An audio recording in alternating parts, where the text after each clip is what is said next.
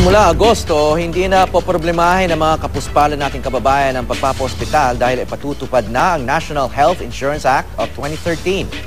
Sa pamamagitan nito, pwede na silang makatanggap ng serbisyo medikal sa mga ospital kahit walang kontribusyon sa PhilHealth. May news to go si Tina Panganiban Perez. Ang gastos niyo ba inisip? Opo. Namumroblema si Gemma Caspe. Kapos na nga ang pamilya niya sa pang-araw-araw na panggastos, sumabay pa ang sakit niyang UTI. Wala raw siyang PhilHealth. Pero sa National Health Insurance Act of 2013, lahat ng Pilipino sakop na ng PhilHealth. Kasama ang mga mahihirap kahit wala silang binabayarang premium o kontribusyon. Automatic member sa mga kasama sa National Household Targeting System ng DSWD at yung mga sponsor ng mga lokal na pamahalaan. Pero kapag wala sa listahan ng DSWD at ng lokal na pamahalaan, pwede pa rin maging miyembro ng PhilHealth sa pamamagitan ng point of care enrollment o doon na mismo sa ospital. Ipatutupad ito simula sa Agosto. Dahil dito, wala na raw dahilan ang mga mahihirap na hindi magpatigil agad sa doktor. Sa tingin ng ospital ay mahirap din, pwedeng ibayad ng hospital yung annual premium of 2,400 and we will give immediate benefits or privileges ng ino-offer ng PhilHealth. No? Hindi namin pahihirapan ang mahirap.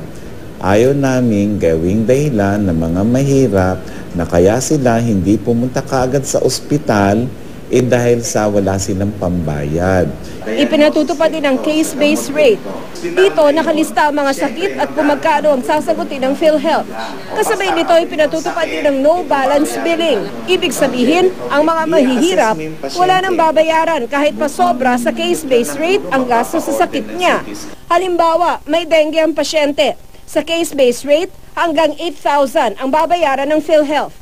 Pero kadalasan, umaabot daw ng 12,000 ang gastos. Ang sobrang 4,000, sagot na ng ospital. Bawat sakit, meron ng nakatakdang benepisyo. So, nasa ospital ngayon, ginawa naman to ng PhilHealth para na sa ganon, standardize na ngayon yung paniningil ng mga ospital. Hindi na sila pwedeng lumabis doon sa isasaad ngayon ng PhilHealth.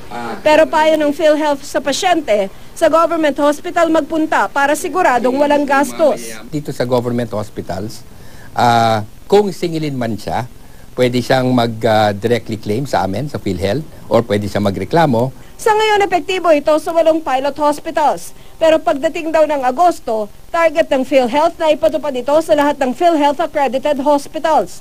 Pagdating ng 2014, gagastos ang pamahalaan ng 35 billion pesos para mabigyan ng social health insurance sa mga tinatawag na poor o mga kumikita ng mas mababa sa 13,000 pesos kada taon at mga near poor o mga kumikita ng mas mababa ng 25,000 pesos kada taon.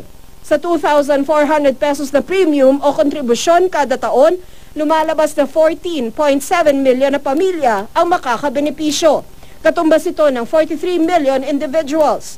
Pero kahit may social health insurance ng maaasahan, pinakamahalaga pa rin ang pag-iwas sa sakit at pangangalaga sa kalusugan.